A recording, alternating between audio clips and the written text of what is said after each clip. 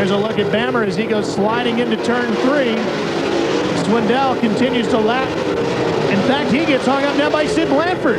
So Sid, who had problems with slower traffic, becomes a problem for Jeff. Jeff should get right on past him here coming off of turn 2. He's got the line up on the cushion. Yep, and he gets right on by. And you can see the horsepower in that Ford as it really motors down the front straightaway. The folks at Bosch's, a local supermarket, sticking their name on the front wing to help out with the Gold Eagle sponsorship. Never get enough money as the expense of getting these cars as light as they can really starts to add up. Schatz continues to work on the 35 of Fenn. Make the 36. And the white flag is out, so Schatz is going to have just one more shot at him. Landis out of a transfer spot as well. Fenn doing a great job with an ill-handling race car of fighting these guys off. Checkered flag for Jeff Swindell as he will take the transfer.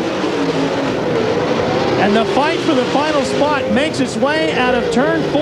Landis in the white car. Schatz just in front of him. And Fenn is going to get it as Schatz loses another spot coming up before the Landis. It won't do anything but affect the payout window for those two drivers. So Jeff Swindell and the Gold Eagle crew go to work. They get the Ford running right. And Swindell can save the provision. Welcome back to the Pennzoil World of Outlaws. We're live from A.J. Foyt's Mopar Cavalcade of Sprints, the first of many live World of Outlaws shows this year. And hopefully Jeff Swindell is going to be doing some wing dances this year, Bobby. Jeff Swindell, the winner of the B-Main. And Jeff, what'd you learn there? Because I know that's really what the B-Main's about sometimes. Well, it really is. You know, as long as you can stay out of trouble, I mean, you ought to make it through. So, I mean, as long as you don't tear nothing up or make it out with any troubles, then you normally make it back into your spot, get our time back. So we're going to go back to where we was going to start anyway. So that'll be a little ways back. But, you know, we had a little problem there with the flat earlier in the heat, and it just cost us. You know, one of those things that bites you. You know, it happens through the year. Maybe we'll get that started and get it out of the way early on. But I tell you, the Ford's running great. I'm just tickled to death with that thing. It's the smoothest running motor I've ever sat behind, you know, and I've sat behind the Ford about 8 years ago, and it was nice then, but it's really nice now. Shaver and him done a great job with that. You know, the Gold Eagle car is working really good. We swapped over to J&J chassis this year, and so I'm just having to learn that just a little bit, but I think we got her dialed in. We learned a lot in the B, so maybe we'll have her fast for the feature. We'll be watching the 7TW of Jeff Swindell. He always puts on a show on TNN. Dave? Well, and if he gets a chance to get the victory here tonight, he'll do one of those patented wing dances. Swindell, Gertie, Seldana, and Fenn going to the A-Main. Well, the Pennzoil World of Outlaws is a really exciting thing here in 1997, and we owe a lot of that to Mr. Tom Foyt, the Chief Marketing Officer of Pennzoil, for helping to put this whole thing together with Ted Johnson and the folks here at the Nashville Network. Thanks for coming on board. Congratulations on your involvement. We're happy to have you with us. This is the first time you've actually seen the Outlaws live and in person. What'd you think? Oh, man, this is really Here's a case you in a Ford. A lot of racing going on, a lot of excitement on the track. The stands are full of people. They're excited. It's quite a night. Now, Pennzoil obviously has been involved in professional motorsports for quite a few years. You've got Johnny Benson on the Winston Cup Tour. You got Jack Hodenschild here. You got Eddie Hill racing over in Pomona this weekend, and so many other programs. What do you expect to accomplish with the World of Outlaws? How long, as fans, can we expect to see your involvement with the series? Well, we hope to be here for a long time. We've signed a multi-year arrangement, and you know, this gives us an opportunity to showcase our products and bring something to the fans in a different venue than we have before, and we're tremendously excited about it. Well, we're thrilled to have you here with us, Mr. Tom Floyd, the Chief Marketing Officer from Pennzoil. Thanks so much. I know the drivers are thrilled to have your involvement here. I know Brad and I are too, because it means we get to go do more live races. Absolutely. Which means we've got an A-Main coming up. So before we can throw the green for that, which I hear you're going to do, we've got to go talk to Johnny Herrera. Good. Thanks for having me.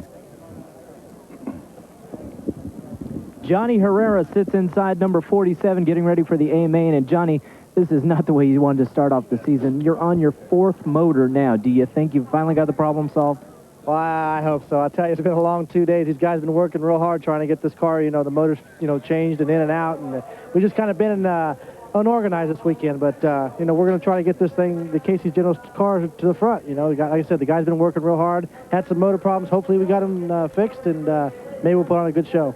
They've got their fingers crossed. Dave Reef is with Dave Blaney. Well, as you can imagine, Bobby, it's a myriad of activity down here in the pits. All the crew guys getting to work on these motors, making sure they're finely tuned for tonight's A-Main. when it comes to sponsorship, one of the guys that's been on this tour for as long as anyone is Dave Blaney. And again, he's in his familiar Vibrant sponsorship. However, Casey Luna Ford is not with him anymore. Dave, you're piloting the Chevy. What's been the biggest change? It looks like it's gone smooth. Well, so far so good. We felt pretty good last night. Not so good here tonight just yet, but we're working on it. Not much of an adjustment, really. Just trying to get out and get used to racing here after a couple months off. Starting 6, is there a strategy to this thing, or just hold it to the floor? It's a wicked fast track. Yeah, it's fast, but I mean, the guy that handles the best is going to win. We got a shot if we get. We haven't been handling near good enough, but they made a bunch of changes, so we'll get this Vibrant car headed to the front. Well, longtime crew chief Kenny Woodruff is still with Dave Blaney, and that's a very potent combination. Like I said, they'll start 6th in tonight's A-Main. What a strong combination that is, too, Kenny Woodruff and Dave Blaney. Now, let's take a look at the problems Dave had at the end of the racing last night. Look at the fire coming out of the bottom of the Vibrant car. Yeah, they said something came off another car and went through the hood and broke an oil line off. So the crew went to work on the machine during the late night here in Arizona and got the car repaired. And Beverly and Casey Luna are here tonight. If you're big fans of the Vibrant team, they are here. In fact, Jeff Swindell carrying a Luna Ford sticker on his Ford, just out of respect of his friends. Now let's check in with Bobby Gerald once again. Well, the guy who tore up Australia during the winter is now ready to go racing with the World of Outlaws. Steve Kinser is going to be starting 3rd tonight. And Steve, Sammy and Mark have been awfully tough so far this weekend. You got something for them now in this feature?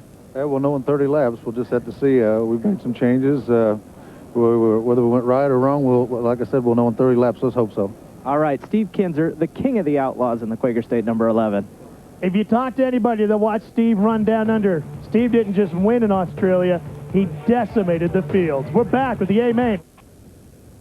Welcome back to TNN Motor Madness. Randy Pemberton and Katie Haas in our studios here. Having a good time tonight? Yeah, the World of Outlaws, very exciting to watch and wonderful to see it live on TNN. But next week, look out, folks, because we have got some more monster truck action for you. We're going to go to Kansas City, Missouri for the 3rd Rumble of the 97 season. Not only will the monster trucks be on the loose, but, oh boy, the arena trucks, they're going to be in full force. So don't forget to tune in to Motor Madness on TNN for all the excitement and all the great racing coverage, because we're going to bring it all to ya. Oh, man, the monster trucks, that's going to be great next week. But we have a lot of great racing action coming up throughout the course of the year. Yeah. But right now, we need to take it back out to Manzanita Speedway, where Ralph Shaheen and Brad Doty are going to kick it in gear for the A-Main. What about it, guys? Oh, it is just around the corner, Randy, and this huge crowd getting back into their seats as we get set to do that. But we got to go downstairs and talk to one of the top crew chiefs in this business with Dave Reed. And that guy's name, Guy Forbrook. We're used to seeing him with Danny Lasowski, but he's now the very important cog of the Jack Eldon racing team and Jack Houdenchild. I bet you're excited about this racing season. It's got off to a good start. Well, it's kind of a surprise. We come out of the box last night with a new track record, but this is probably one of the most groomed cars I've ever had that we've ever built, and we worked real hard at this, and the Maxim chassis is working good, the Gertie engine's running good, and we come out and snapped one off last night. And don't think this man's a stranger to Jack Houdenchild. They worked together in 91 and 92. They won a lot of races, and it's already potent. They got a track record. A lot of people fearing this team. Houdenchild and Forbrook could be a potent combination before the 97 racing season is over. TNN Motorsports, covering more live racing events than any other network, presents Flag to Flag and Fender to Fender coverage of the NASCAR Craftsman Truck Series. These power-packed pickups and their teams race for big-time bucks. Don't look back. These guys give new meaning to the word tailgating. Live, it's the Western Auto 200, Saturday, May 24th, 4 Eastern, 1 Pacific on TNN Motorsports. All of the Pennzoil World of Outlaws, including Danny Lasowski, who you're riding with, have been pushed off and are underway. Everybody has made the call. Sounds like Danny's engine's ready to go, too. Here's a look at the lineup, and boy, is this front row going to be awesome. The 2 quickest cars we've seen all weekend.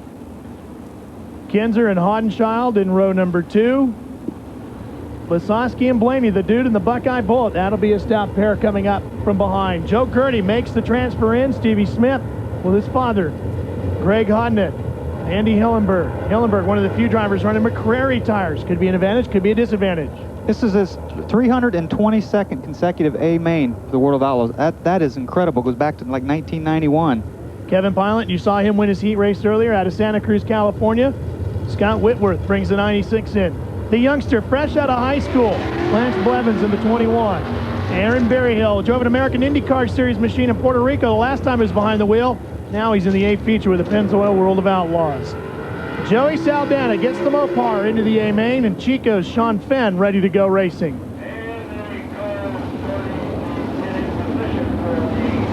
So the World of Outlaws will line up and do their 4 abreast salute.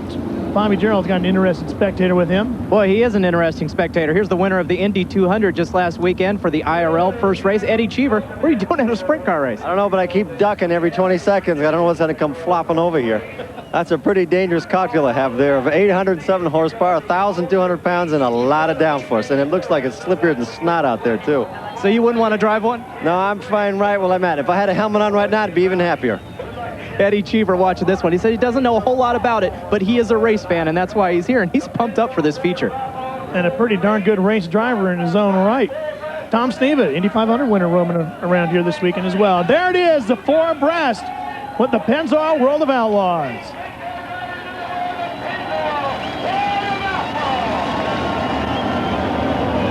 The traditional salute to the fans. They're all on their feet. Big crowd here tonight at Manzanita. Of course, a big weekend of racing in the Phoenix area. The Copper World going on just down the street at Phoenix International Raceway. So a lot of open wheel fans in the area. They come out and join 2 nights of racing with the Pennzoil World of Outlaws. We'll have 2 onboard cameras in the A main. Of course, Danny Lasowski, the dude, out of Dover, Missouri, carrying one in the Wild Child. Jack Hodenschild carrying the other one in the Pennzoil car. Now, Stevie Smith has elected to start from the back of the field in car number 19. He is having some engine problems, so he has decided to slide to the back of the field and get out of everybody's way in a smart move. Yeah, it is. If you're having trouble like that, yeah, you don't want to hold anybody up. He can make a lap, the points, get a little money, and try again next race. Well, is he going to come out of the front row? Boy, that's a tough question, Ralph. I mean, if I knew the answer to that, I went to Vegas and bet on it, but I would say probably, unless we get into a whole bunch of lap traffic and some things like that. But I have to agree with Sammy. All night long, the advantage has been to the outside car on the start because there's some moisture up there. All right, that would put Sammy in a good light. That puts Jack Hodenschild, Dave Blaney, all in a good position with Mark Kinser, Steve Kinser, and Danny Lasowski on the inside. 30 laps for the Pennzoil World of Outlaws.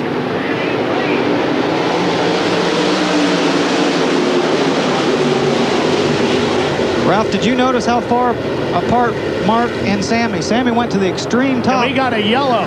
We're going to do it again. So what you were pointing out, apparently the starter did not like. We're going to do it again. Complete restart. Well, what happened there is Mark went clear to the bottom, the extreme bottom, to try to get the moisture on the bottom, and Sammy went clear to the top. But they must have been too far out of line as far as side by side. They can spread apart as far as they want to, but they just can't get the jump on each other. See the drivers cinching down on those Simpson belts. When you got 800 horsepower ready to go at a second's notice, you want to make sure it's nice and tight. Okay, we're getting ready to go green here.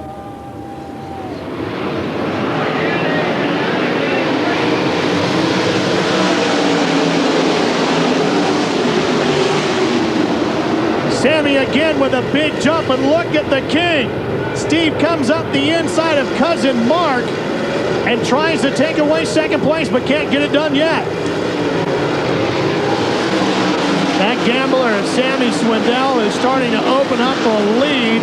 Glenn Stewart and Keith Lanai helping with the wrenching duties. We got a yellow.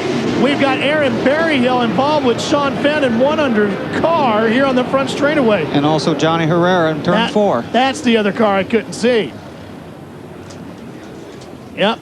There's Herrera, who usually runs so well on the TV shows. In fact, we were kidding with him, telling him we were going to call him Hollywood Herreras because he does so well on the television shows. Watch Johnny in the white and blue 47. Okay, Johnny. Oh, he gets... Just got sideways, got up there and got turned around, and somebody rode up over the... that was Tyler Walker in the 35. Johnny, there's Walker getting sideways. Oh, and that gets Berryhill, and then he collects Finn. Tyler Walker did a nice job keeping it out of the wall. The thing turned back toward the wall, and he did a nice job. Looks like those cars all might be okay. If there's no suspension damage, they should be able to return one. And we are back to A.J. Foyt's Mopar Cavalcade of Sprints with the Pennzoil World of Outlaws. And a quick look at the top 5. But we've got 1 lap in, so we will start with a single file restart. Now there is an upcoming bunch of upcoming Outlaw races in the area. Make sure you catch these. Of course, these are all the live shows that you're going to see on TNN. Our next one coming from that beautiful Paris, California racetrack. So many people excited about going out there. We get to go to Devil's Bowl, Williams Grove, of course, Eldora for 2 nights. 2 nights live from Knoxville.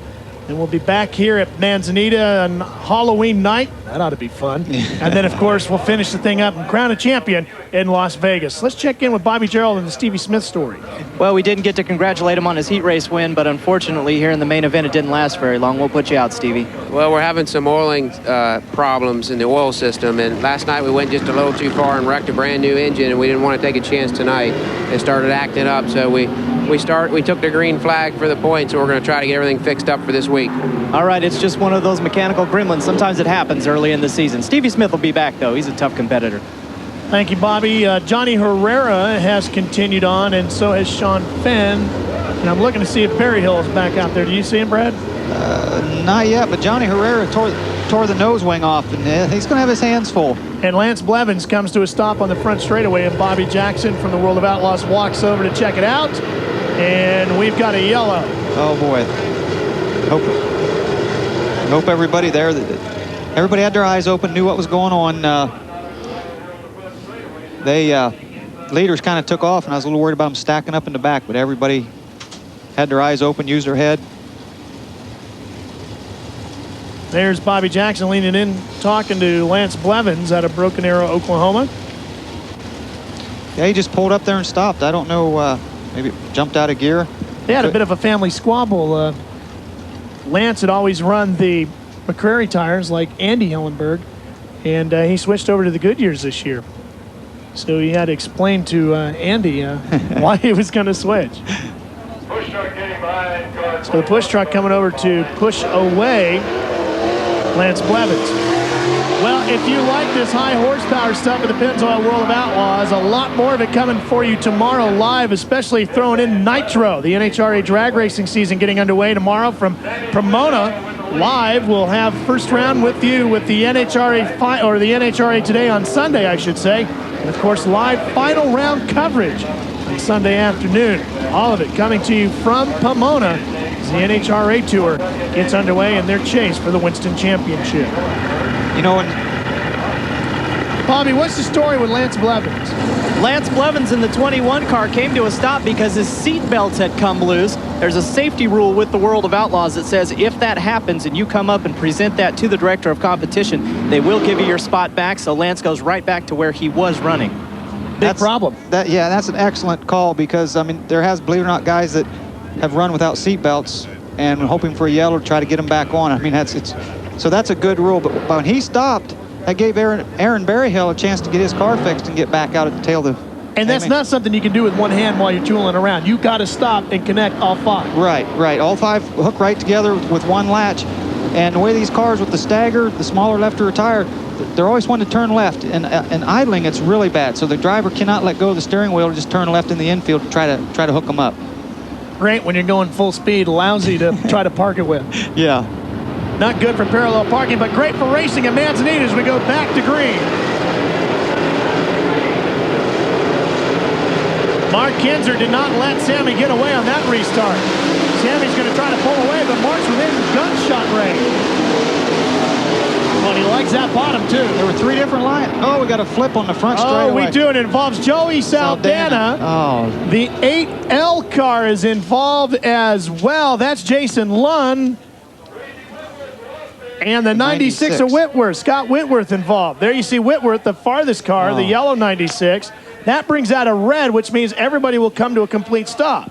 Boy, Joey Saldana and that Mopar Stanton Racing, it looks like that car's hurt again. It looks like it's another one going into the trash hamper is what it looks like. Take a look at the replay. Oh, there you see Whitworth getting loose in the yellow car. There goes the Mopar. Oh, and there goes Lund. Boy, the crew worked all night last night, built a new race car, and this absolutely was not his fault. Just no place to go. And well, you can see the mess on the front straightaway. There's Gary Stanton with the hat on, looking at the damage. Assessing the problem. So the Stanton Racing Mopar. Big problems at the front end of the Mopar day. It's Motor Madness, and back in Manzanita, did I say that right? Manzanita. Yeah, there you have it. They're going to clean up a little bit of a mess. So I thought this would be a good time for you to jot down an address. We would love to hear from you. We're just starting out this show. We want to know what you think. We want to know what you'd like to see on Motor Madness. Not that we can get to everything, but we'd love to see what's on your mind. Write us. Send your mail to us at Motor Madness in care of T&M Viewer Services, 2806 Opryland Drive, Nashville 37214. You have questions, you have comments, you have personal checks, you have stuff you want to send to us, fine, you know, we're going to have a big yard sale at the end of the season. We'll sell off everything and give it to charity. And Katie will go over there personally and pick up all the mail. That's correct, I will, yes, and I'll open it for you. Okay. Well, they're cleaning up the mess out there. Manzanita probably got...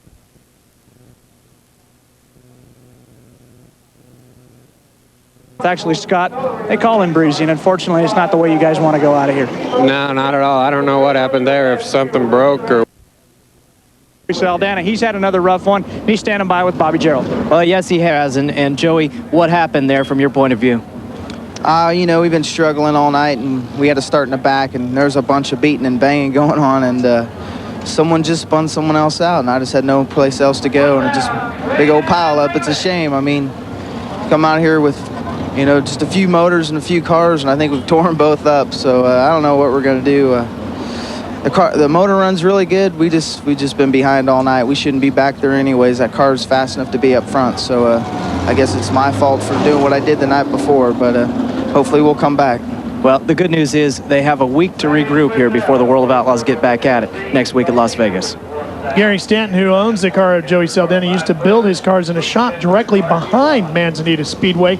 Let's take one more look at this, see if we can figure it out. Watch Whitworth in the yellow 96 get loose. And then there comes Saldana. Looks like his own. That's McMahon in the 83 that went up and over the tire there. He escaped big time out of that deal. Saldana's right front tire ripped it off and came back and hit the Mopar engine and ripped the valve cover clear off the engine, and it looks like it's done some major damage to the engine. Last night it was a chassis, tonight it looks like the engine. So a couple of seasons getting off to a rough start for some of the drivers. That'll take a couple of cars out of problem areas for lapping through traffic for the big guys up front now, because obviously we're going to see some more of that as a problem later on here. Now let's check back in with Dave Reed. Well, guys, these red flags always produce some pretty interesting scenarios here. The guys really get to change a car. Scott Girk and Steve Kinser's crew chief just got back to the pits. You guys make a lot of changes on King Kinser's car? No, just a minor adjustment, like air pressure adjustment, just some very minor things. I don't think we're too bad a shape right now. We're keeping up pretty good, so you don't know how the race might progress. I think we're hanging there pretty good right now. Well, they finished 4th last night, changed in, put a new bullet in today. They're 7-time champs of this Western world, so watch out for the King, Steve Kinser. Did you like making changes under Reds, or did you like just to leave it alone? Or if you made the right changes, it was great. It does put a little pressure on. You know, it's always a guessing game on what changes do you make. You know, if you make the wrong one, you go the wrong way on the racetrack. And what they've made, just like what he said about air pressure, they probably dropped the air pressure down just a little bit to help stick the car. When the tires get hot, they build air pressure, and the way the track is, they're spinning a little bit. So they'll let some of that air pressure off. Was it my imagination, or did Steve look like he had dropped some weight on his body as well? It does. It looks like he's, you know, being in Australia and racing, you know, he didn't have a season off. So like the rest of us sitting around all winter, I guess, he was over there racing. So that helped keep him in shape. That's a big part of taking the weight out from a car, too. Bobby Gerald, one more thing for us? Well, just to add a little bit about the weight loss, Johnny Herrera said that he lost about 13 pounds during the offseason. And we talked with Dana Kinser, Steve Kinser's wife. Dana reports that Steve played an awful lot of racquetball here during the winter. And from the looks of it, I'd say it's safe to say the King's down about 15. Kenny Lasowski with the onboard camera. His father George back home in Dover, Missouri watching, I'm sure. And on board with a wild child. It's the rumble of that engine. Yeah, it sounds a little different. Sounds a lot different than Dude's car. Yeah, it does. You can notice the difference in the tone. All right, keep your eyes on the orange cone. Sammy Swindell, who made his debut here at Manzanita back in 1975. First time he raced here, looking for another win here.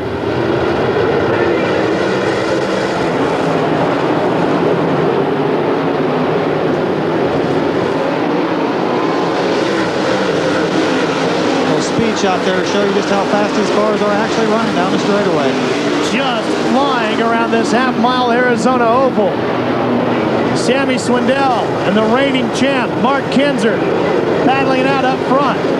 Behind them, you see Steve Kinser in third, and in the fight for fourth, the Pennzoil 22 of Jack Hodenschild and the vibrant number 10 of Dave Blaney. The pair of yellow cars fighting it out for fourth. And Steve Kinser, the Quaker State car, that bright green number 11, holds on to third, and he's losing a little ground to cousin Mark. This is a great fight here for fourth position. Notice the difference in the lines. Blaney's running the bottom and Hodenschild's running the top. And there you see just behind them, that's Danny Lasowski, the red machine, and then the white number 2 of Andy Hillenberg. Andy battling it out with Greg Hodnett, the red number 11 with the yellow stripe. And you can see Hodnett right Clay. Steve Kinser's Steve Kinser has slowed down in turn number 3. Problems for the Quaker State car of the King. And that's going to bring out a yellow. So 9 victories in Australia, and he's shut out so far back here on home turf. And you can see Sammy come up behind the lap cars there. They were just getting ready to go into a lot of lap traffic, and now Sammy is going to have a wide open, clear racetrack. So Steve Kinser waits for the push truck. Danny Lasowski looks for a clear tear-off. Stay with us. We're coming. Well, there you see Steve Kinser trying to get pushed off now. It was an ignition problem in the Quaker State number 11. It's not like a Winston Cup car with a World of Outlaws sprint car. You just can't flip the reserve switch. Right. If it's a magneto with an internal coil, which means it's inside the magneto, it's like a distributor in the car. It's part of the engine. They can't change it in time. If it's an external coil, they could possibly get that changed. But at this point, they're just guessing and they're going green. So Sammy Swindell loses one of his toughest competitors here as we get the restart on lap 6. Sammy got a nice jump right up on the cushion. Mark went to the bottom trying to make it work and lost a little ground to Sammy on the restart. The working 5M of Mark Kinser. And just behind them, the fight continues between Hodenschild and Blaney. Blaney just passed Hodenschild down in turn 2, as you see right there on the screen. There you see the vibrant number 10. The yellow car picks up a spot. Blaney passed Hod. Hod was running the top. Blaney came off of turn 2 on the bottom and got by. And Hod's not done. We go on board as he takes to the bottom in turn 3 and takes the spot back. Put a slide job. You could see him dive underneath and slid right back up in front of him. Great driving by the wild child, and this battle is far from over. Blaney goes back to the bottom now. Remember, Dave and Kenny Woodruff getting used to working with the Chevy power plant.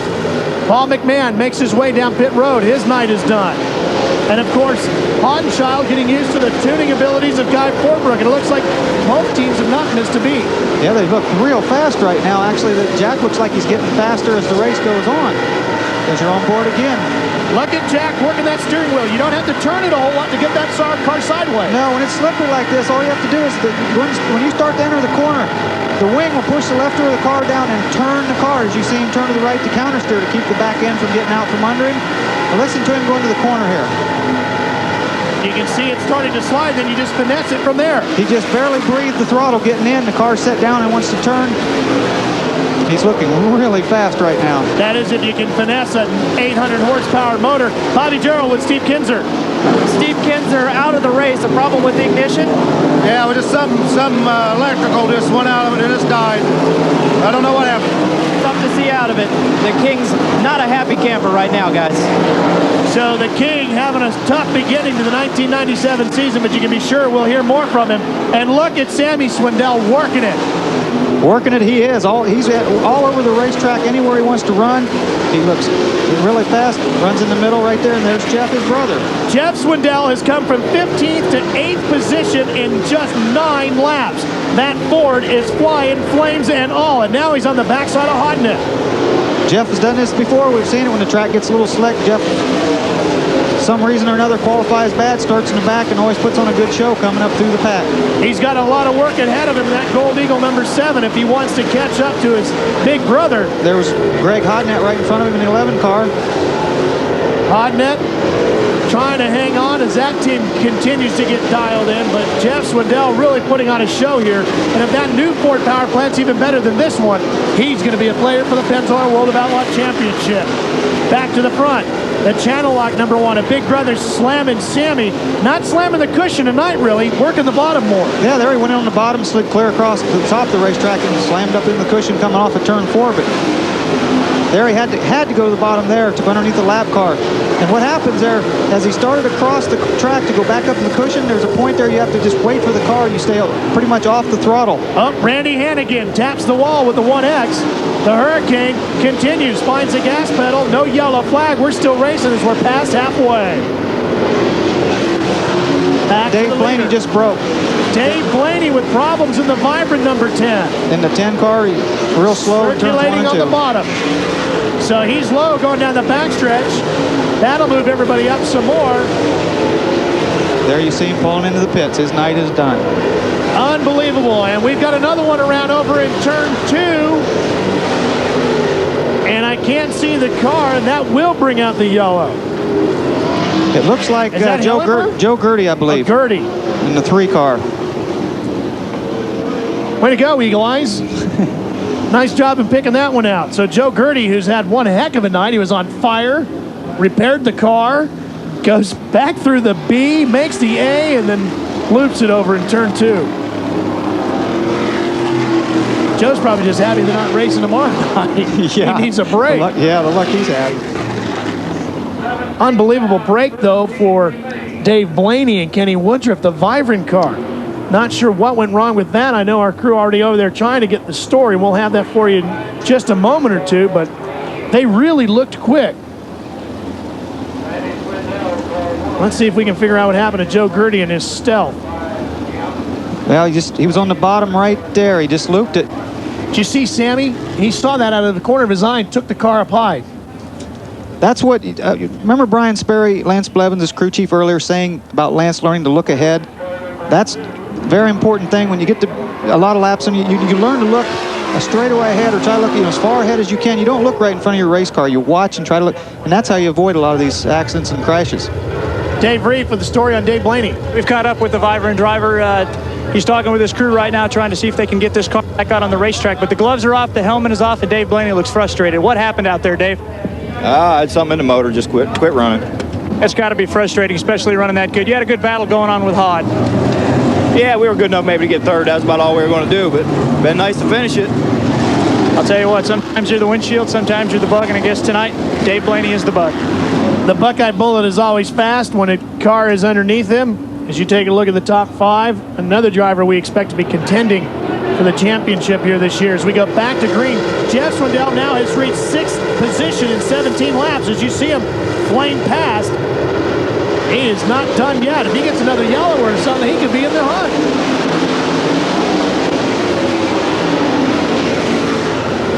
Sammy Swindell out in front. Mark Kinser trying to catch him. The battle for third. That's Hodenschild. And I believe it's Danny Lasowski in the red car working the bottom. Yes, sir.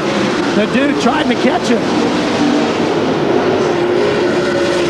Lasowski having trouble getting up to him. Gertie pulls to the infield. And Hodnett and Swindell dealing with The 47, is that Herrera got his nose wing back on? Yeah, on that last yellow or red, they put the nose wing back on. Andy Ellenberg in front of these cars in the white number 2 with the STP sponsorship.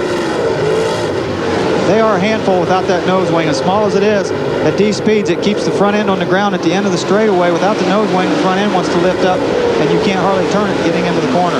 Kevin Pilot trying to mix it up with Hodenschild and Lasowski. He splits the two of them.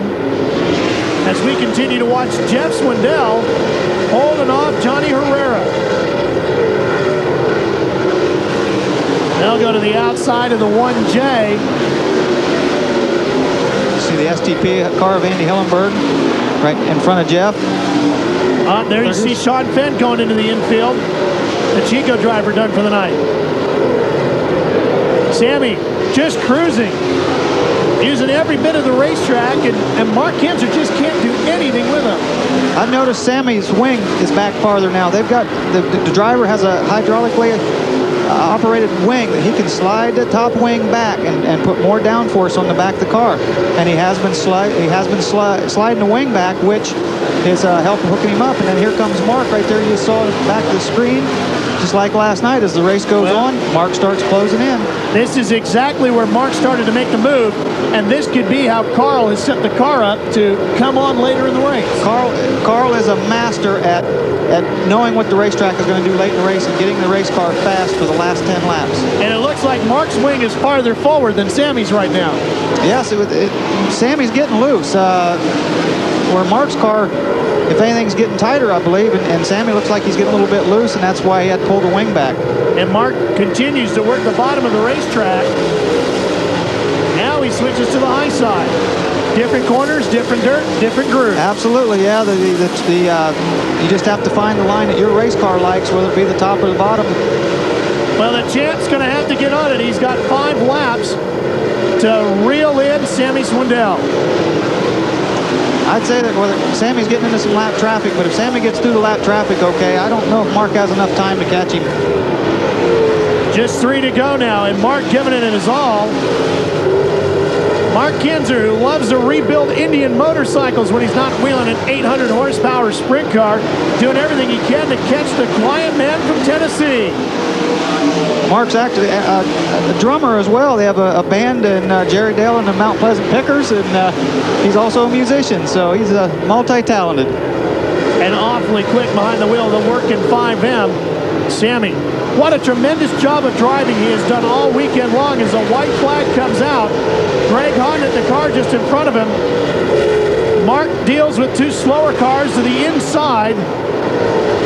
Sammy content to stay behind Greg Hodnett. Remember, there's no rear view mirrors. He has no idea where Mark or any of the other competitors are behind him. Off of turn number 4, Sammy Swindell has won the first Pennzoil World of Outlaws live race on TNN Motorsports. We'll be back to Manzanita to talk to the winner of tonight's. Welcome back to the Pennzoil World of Outlaws. We have thrown the checker flag on A.J. Foyt's Cavalcade of Sprints, and Bobby Gerald is with our winner. That's right. He won last night, and he won tonight. Sammy Swindell in the number 1. Great way to start the season. Congratulations, Sammy. Yeah, thanks. This Channel Lock Gambler was running great all week. We had to maybe sacrifice the dash a little bit, but to get the spot we needed, this place has traditionally been faster. The start's been better off the top, and Mark wanted to go for it, so I let him.